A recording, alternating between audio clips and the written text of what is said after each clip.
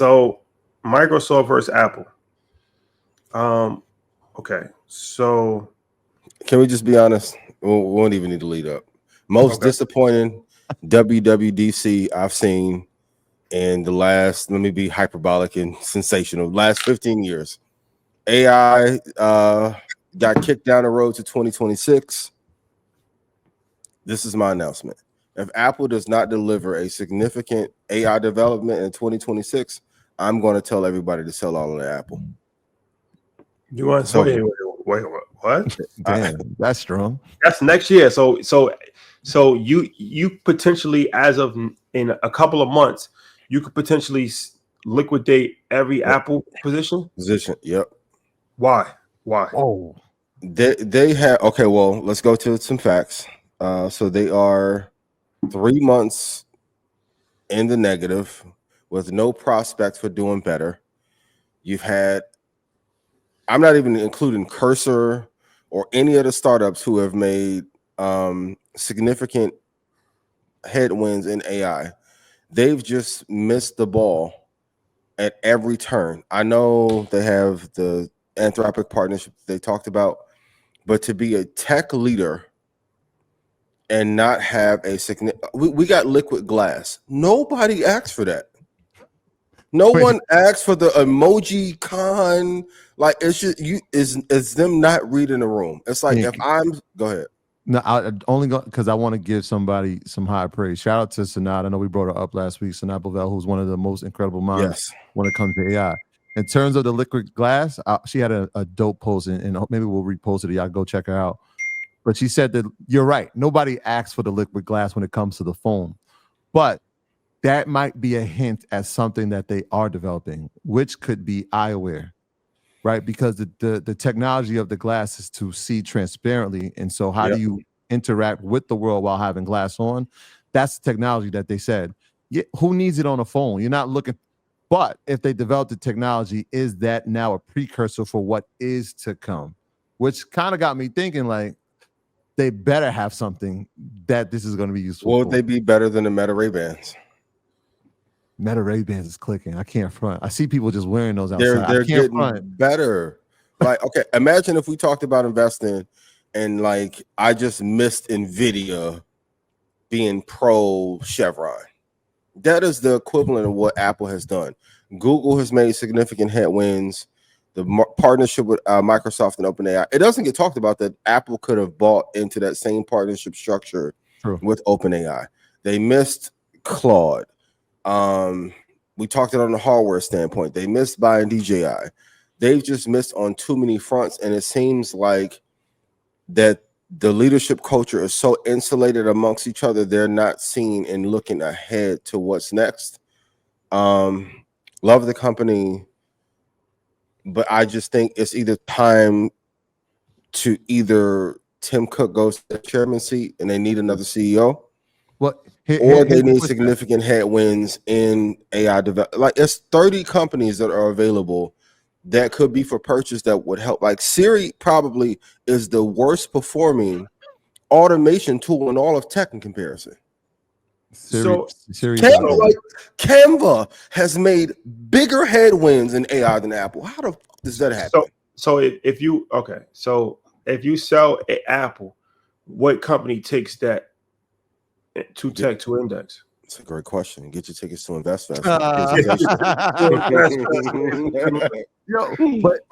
But doesn't that treasure chest almost give it some leeway to say whatever's next and wherever, like, everybody agrees that AI is in its infancy stages, is still in the first, maybe second inning. That treasure chest that they have, that 30 billion that they have, and they're parking in treasuries like a hedge fund. But they could potentially just skip the line and say that's the next technology. Hey, we got to. But they still have a chance, or is it too late? OpenAI is so far ahead that is clearly going to be the technology, and everybody else is playing second place. Okay, here's the landscape: Cursor AI, Grok, XAI, OpenAI, Anthropic, Canva. That's 6 companies that have gotten significantly better, 3 of which they could have purchased. It's not the issue of capital; it's a leadership issue. So no different than like Thibodeau had a good team, couldn't get to the promised land. Now I'm not saying that Tim is Thibodeau, but having the capital and not allocating it properly are two different things. Or I will respect it more if they just said, hey, we're not going to invest significantly into AI, but we're going to focus on these sectors. I could live with that. What happened to the developments in healthcare they were doing 3 or 4 years ago? Went to the wayside. And I keep bringing this up, that beef that Tim Cook and Mark Zuckerberg has clouded Tim Cook's judgment for the last 3 years. Yeah, even with the car thing was to get Elon out of the way because they had a little kerfuffle. I need, and the issue isn't the employees or some of the SVPs there, it's the upper management that is stopping this from happening. So I just need to see more innovation. And quiz question for everyone tonight: how much has it dropped since October of last year? Well, so okay. Yeah. Well, there's a consistent reactive versus a proactive in terms of innovation. You're right. Yeah, and this isn't one of those cases where they can let everyone else develop the technology and they come in and take it. Right. It's too far ahead for that. Okay, that's fair. Well, okay. Well, let's monitor the situation. Monitor the situation. But another company that is on the other side that has turned the corner, it seems, is AMD. So AMD is a company that has had a strong couple of weeks. For sure. You know, y'all gonna give me a pat on the back. What's up? What's up? I'm gonna get some love. You just went to the Kendrick concert. We'll talk about. Can y'all talk about that on Blackout, please? For sure. Definitely gonna talk about call TV Gucci and see, get a live report. Please. Team meeting. Yeah. So yeah, I mean, you look at it as something that's in April was $78, now pushing towards $130. And yeah, as Troy said, you know, he was somebody that was very enthusiastic about AMD. So I guess Troy, you talk about it then. You can lead it off.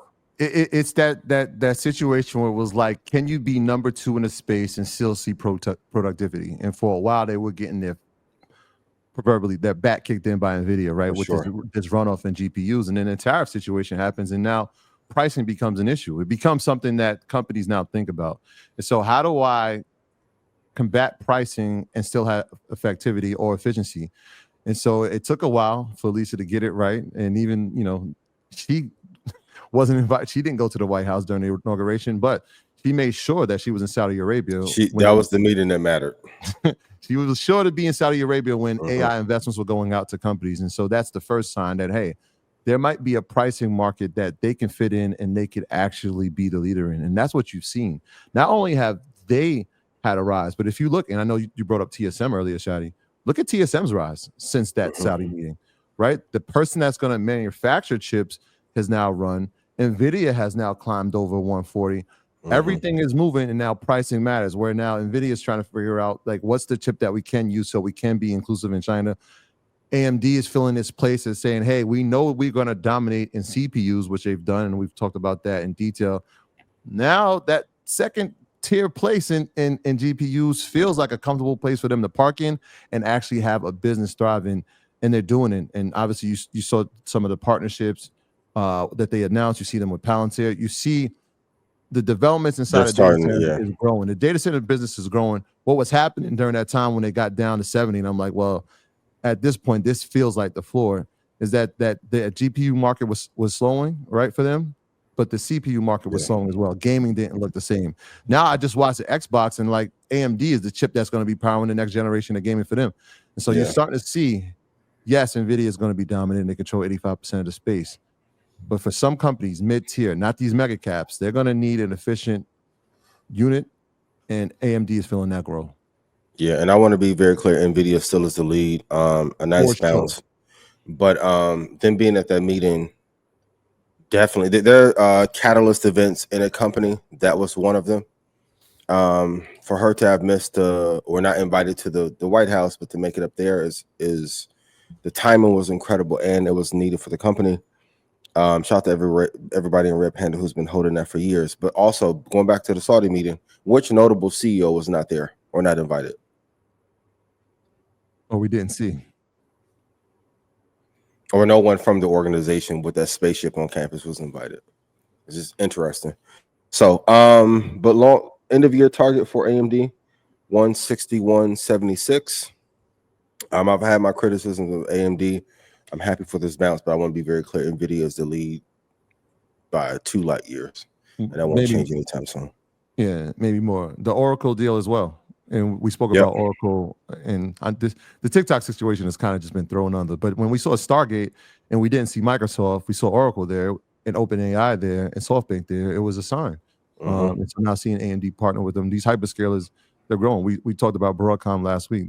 That space is moving as we get more clarity around tariffs and China deals and what that's going to look like. I know Huawei just is put on the ban list. So it's interesting. Yeah, it's an interesting time, but there are these companies that we believed in that were going to be the leaders in the AI space, whether they were first or second.